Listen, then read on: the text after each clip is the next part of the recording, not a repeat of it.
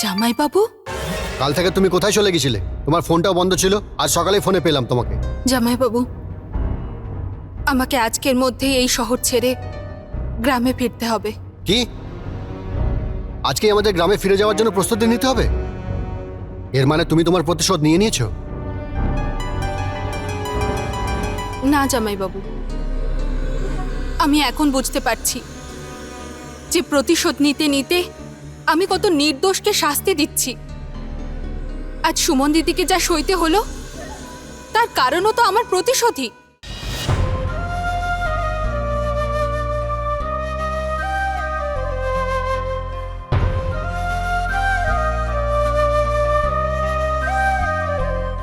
এখন তোমার কেমন লাগছে সুমন? করণ কোথায়?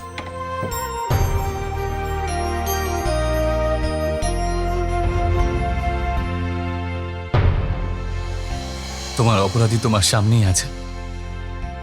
আমাকে ক্ষমা করে দাও সুমন বৌমনি।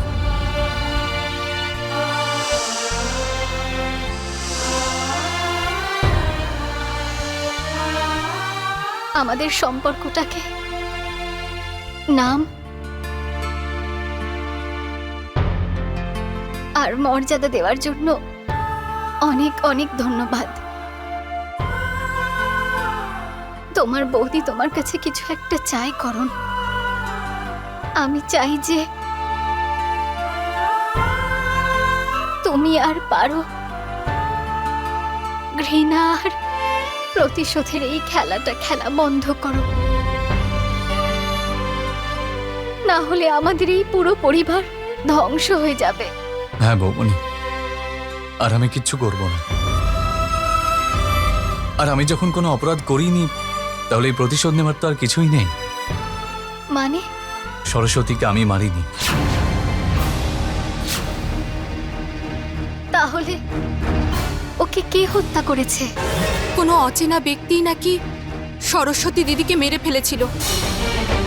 করণ বলছিল যে ওর মনে পড়ে গেছে ওই ব্যক্তির কাছ থেকে বাঁচাতে গিয়ে হাতাহাতিতে সরস্বতী দিদির গুলি লেগে গিয়েছিল। ও বলছিল যে ওর ওই ব্যক্তির মুখটাও মনে পড়ে গেছে, কিন্তু কে সে সেটাও জানে না।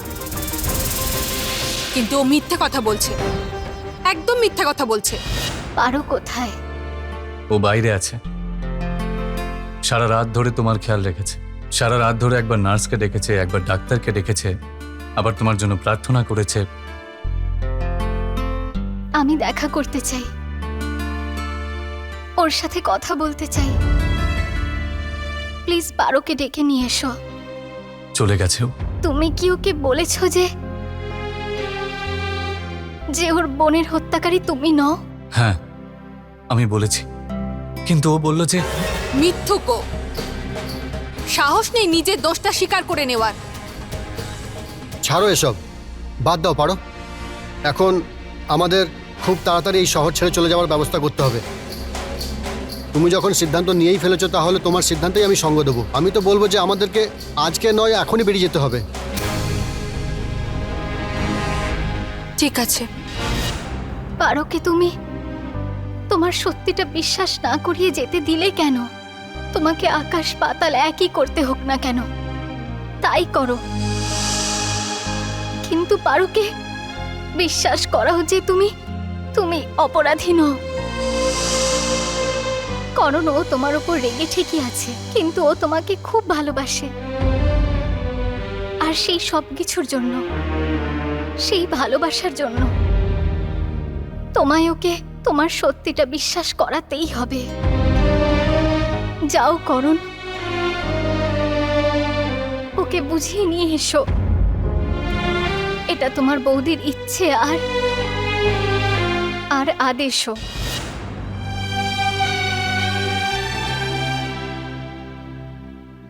আমি চলে যাচ্ছি। যাওয়ার আগে তোমাদের সকলের ভালোবাসার চিহ্ন আমি সাথে করে নিয়ে যাচ্ছি। আমি জানি আমি আপনাদের ক্ষমারও যোগ্য নই, কিন্তু তবুও আমাকে ক্ষমা করে দেবেন।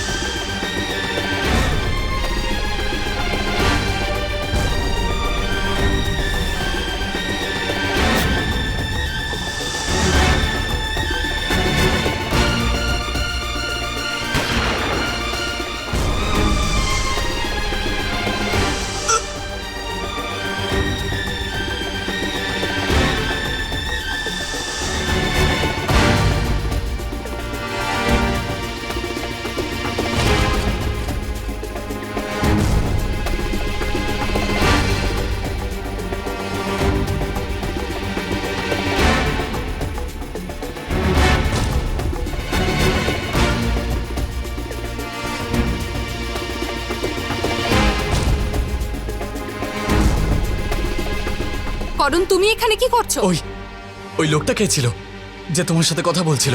ও যেই হোক না কেন, তোমার তাতে কি? আমার অনেক কিছু, বুঝলে? কারণ ওই হলো তোমার দিদির খুনি।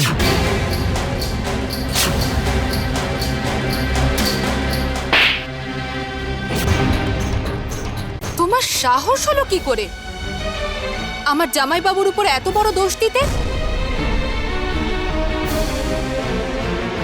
জামাইবাবু? হ্যাঁ, উনি আমার জামাইবাবু। তুমি কত সহজভাবে নিজের দোষটা ওনার ঘাড়ে চাপিয়ে দিলে। ছি, এখন তো আমার নিজের উপর লজ্জা হচ্ছে যে আমি তোমার মতো মানুষকে ভালোবেসেছিলাম। পারো, শোনো, আমার কথা শোনো, একবার ভাবো, যদি আমি তোমাকে মিথ্যেই বলি তাহলে তোমাকে আটকাতে এলাম কেন? তুমি একটু মনে করো আমার স্মৃতি কিভাবে হারালো।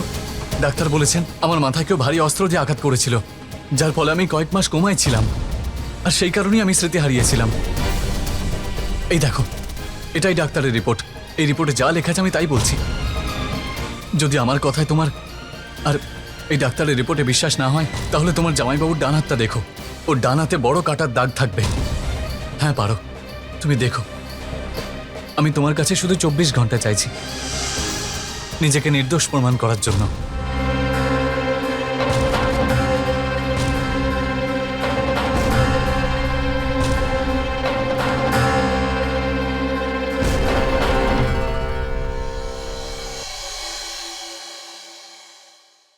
কোথায় গিয়েছিলে তুমি?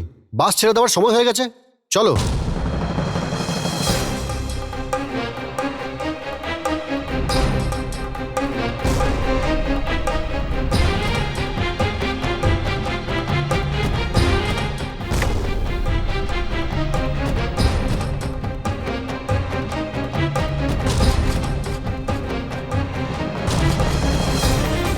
তুমি যখন আমার কথায় বিশ্বাস করছো না তাহলে তোমার জামাইবাবুকে বলো আমার সামনে আসতে, তারপর দেখো কোনটা সত্য কোনটা মিথ্যে প্রমাণ হয়ে যাবে।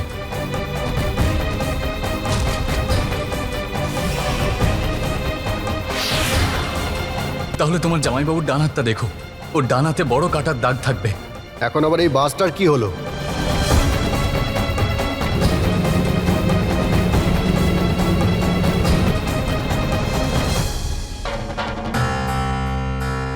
কি যে হলো? কি হয়েছে? এটা বাস না গরুর গাড়ি? চলতে চলতে থেমে গেল কেন? মনে হচ্ছে ইঞ্জিনটা খারাপ হয়ে গেছে। আগের থেকে তো বলা উচিত ছিল তোমার। এই বাসে আমাদের কেন বসিয়েছো? ও দাদা, আপনাকে বসিয়ে আমি কোনো স্বপ্ন টপ্ন দেখিনি যে গাড়িটা খারাপ হয়ে যাবে।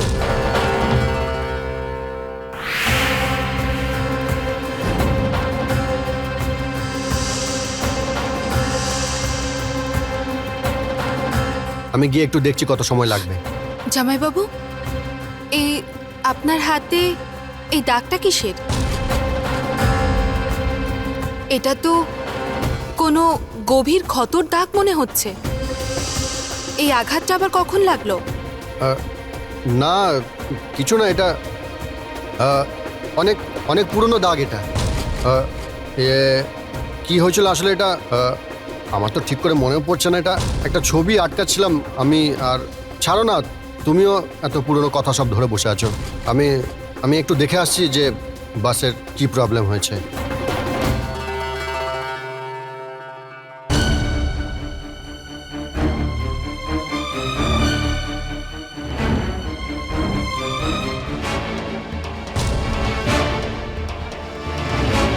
এই বাসটা ঠিক হতে তো অর্ধেক দিনটাই চলে যাবে। আমাদের বাইরে গিয়ে অন্য কোনো বাস ধরতে হবে।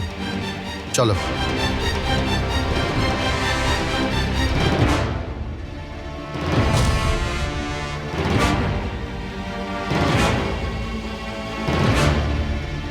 দাঁড়ান জামাইবাবু, আমরা এখান থেকে কোথাও যাব না যতক্ষণ আমি সরস্বতী দিদির খুনিকে শাস্তি দিতে না পারছি।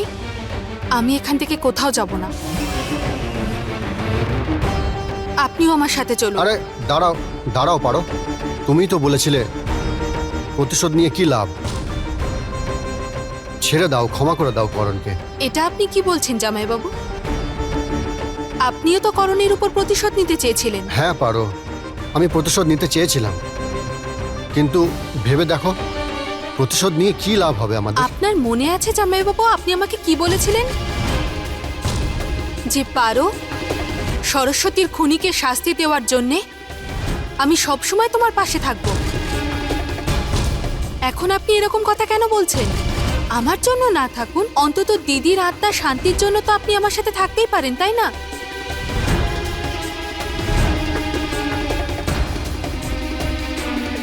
ঠিক আছে, আমি তোমার সঙ্গ দেব। চলুন। হ্যাঁ, চলো।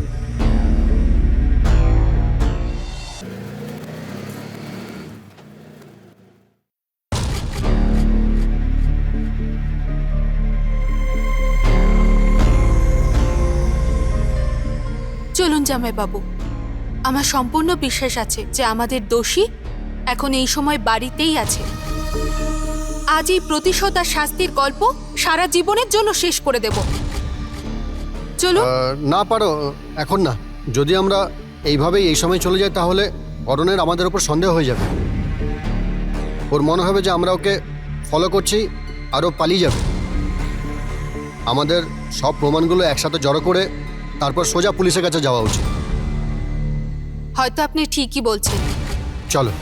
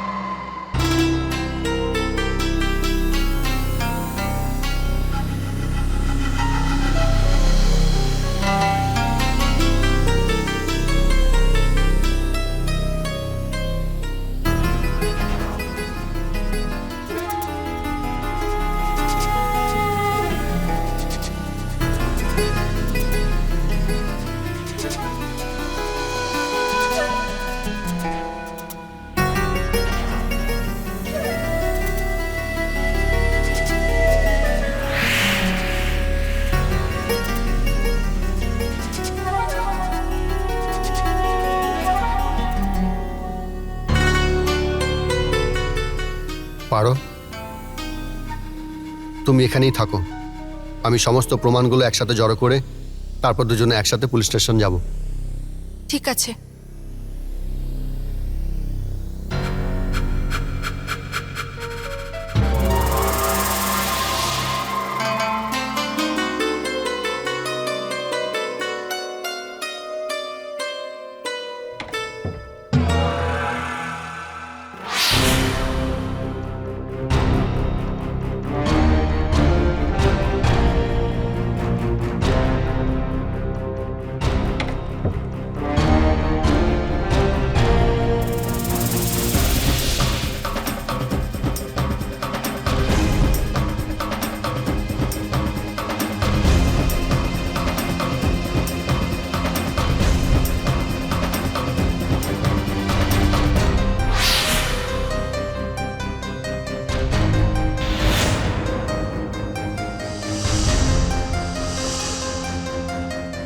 বার,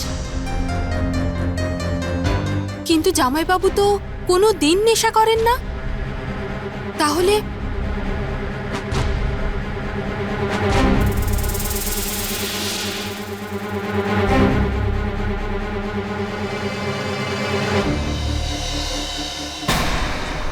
সব গন্ডগোল হচ্ছে।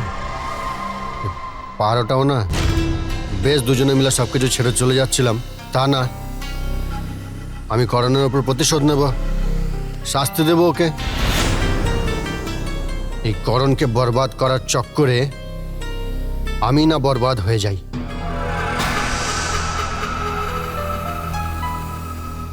আমার সমস্ত প্ল্যানগুলি আবার ভেস্তে না যায়।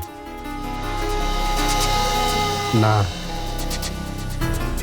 আমি এটা কিছুতে হতে দেব না। যে করেই হোক পারোকে তো আটকাতে হবেই।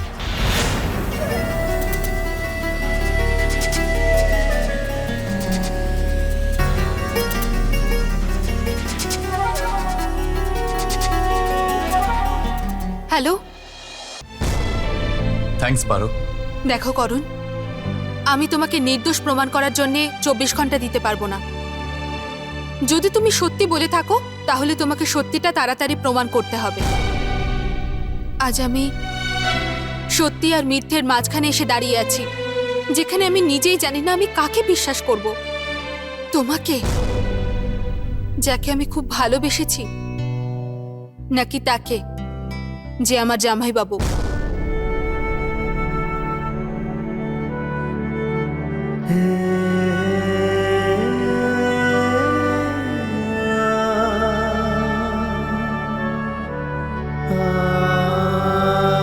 তোমার আমাকেই আমার সত্যটা প্রমাণ করার জন্য একটা সুযোগ দেওয়াই বলে দিচ্ছে যে তোমার মন তোমাকে বলছে যে তোমার ভালোবাসা মিথ্যে বলছে না। আমি জানি যে আমার চলে যাওয়ার পরে তুমি আমাকে নিয়ে কি না কি চিন্তা করেছো। তুমি হয়তো মনে করেছো আমি একটা জঘন্য মানুষ, নিজের দিদির খুনি মনে করেছো। কিন্তু পারো, তুমি এটা কি করে বিশ্বাস করতে পারলে? তোমার এটা কি করে মনে হলো তোমার দিদিকে নিয়ে এরকম নোংরা চিন্তা করতে পারি? একবার তুমি তোমার মনকে জিজ্ঞেস করো যে আমি কোনোদিন এরকম কাজ করতে পারি? পারো? সত্যিটা কি সেটা আমি তোমার সামনে আনতে চাই, কিন্তু তার জন্য তোমাকে আমায় সাহায্য করতে হবে। বলো, সাহায্য করবে আমায়? কি করতে হবে আমাকে? এখন প্রতীক কোথায় আছে?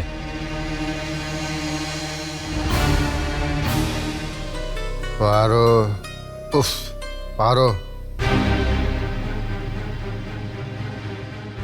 এই পারোটাও না আমার গলায় কাটা হয়ে আটকাচ্ছে।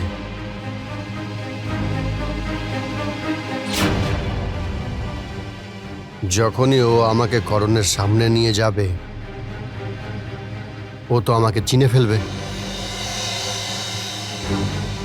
মনে হচ্ছে আরও কেউ আমার রাস্তা থেকে সরানোর সময় চলে এসেছে। অনেক ভালোবাসা ছিল না দুই বোনের মধ্যে। এখন সরস্বতী তো বেচারি উপর থেকে নিচে আসতে পারবে না। ঠিক আছে, পারোকেই উপরে পাঠিয়ে দিচ্ছে। এবার খুব তাড়াতাড়ি আমায় পারোকে উপরে পাঠাতেই হবে।